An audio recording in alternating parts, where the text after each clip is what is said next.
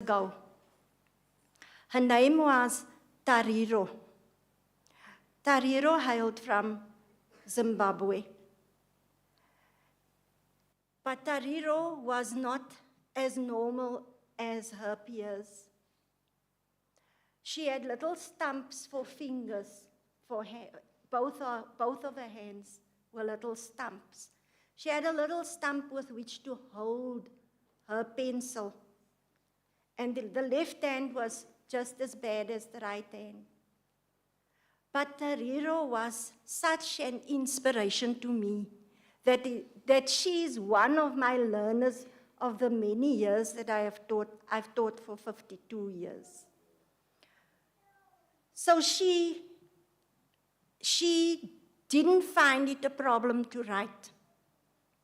And to my surprise also, Tariro could write better than most of the children in my class. She had one of the neatest handwritings. God had really blessed this little girl. And then, when it came to playing, Tariro would run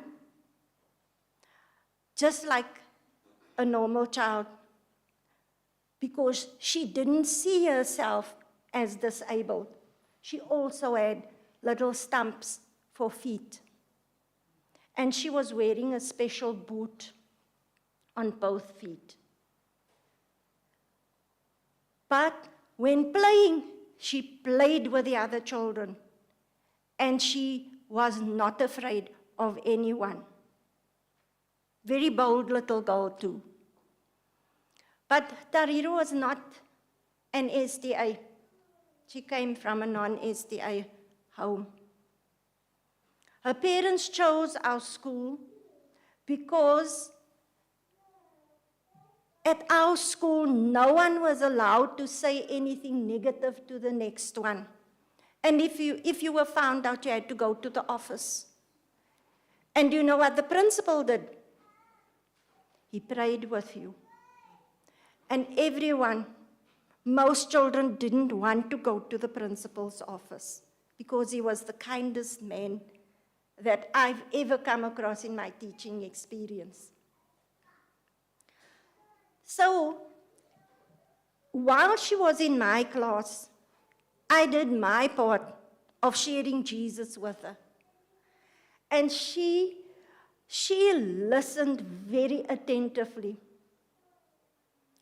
And as Tariro went from class to class, she slowly but surely made up her mind where she wanted to be.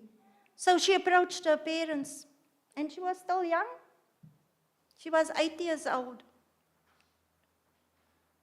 She approached her parents and said, I want to come to Sabbath school. I want to attend church on a Sabbath. Both parents were not SDA, but they came along. The father used to bring her regularly. Every Sabbath, Tariro was at church. Now, what was so nice about the Riverside School was that the church was right there on campus. So, now, sometimes we also went out with the kids to the swimming pool, to the public swimming pool. And I didn't tell you that she had one artificial leg. So when we got to the swimming pool, I watched Tariro and I wanted to see what she was going to do at the pool now. But she was wearing a swimming costume. And she went and she sat down flat and removed the prosthesis. And then she went closer to the pool, and she went right into the water just as all the other children did. And she swam with one leg. I was amazed when I saw that. And then I had left the school in 2016 when I retired. But Tariro continued in her classes at school, and when she reached grade 7, she asked to be baptized. And she was baptized. So what this story has taught me is that we must never ever underestimate our children, because her brain was clear. And her willingness to learn and the willingness to play and do everything together with her schoolmates was 100%. I don't know where she finds herself now, because I think they went back to Zimbabwe. But I know that God has blessed that family with a little girl like that. And to our other boys and girls, I want to say, thank Jesus you have 10 fingers and 10 toes that are normal, that you have 2 legs to run around with. And if possible, nag your parents to send you to an SDA school, because I've been to many of them, and I've taught at a few of them, and I loved every bit of it. And I saw how happy our children were there. We say thank you for the mission story this time, Courtney, and can you just take up the mission offering, please, and the birthday offering?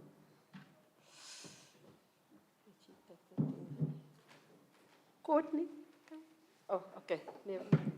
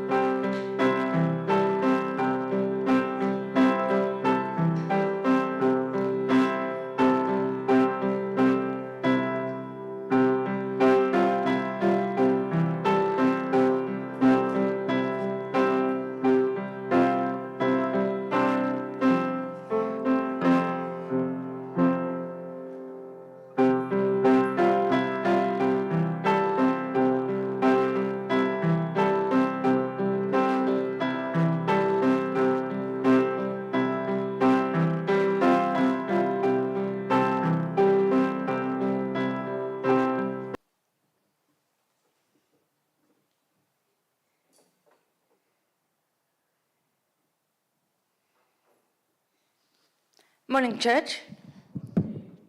Happy Sabbath to everybody. Okay, we've got birthdays for this week. Today we've got Roshini Nayu,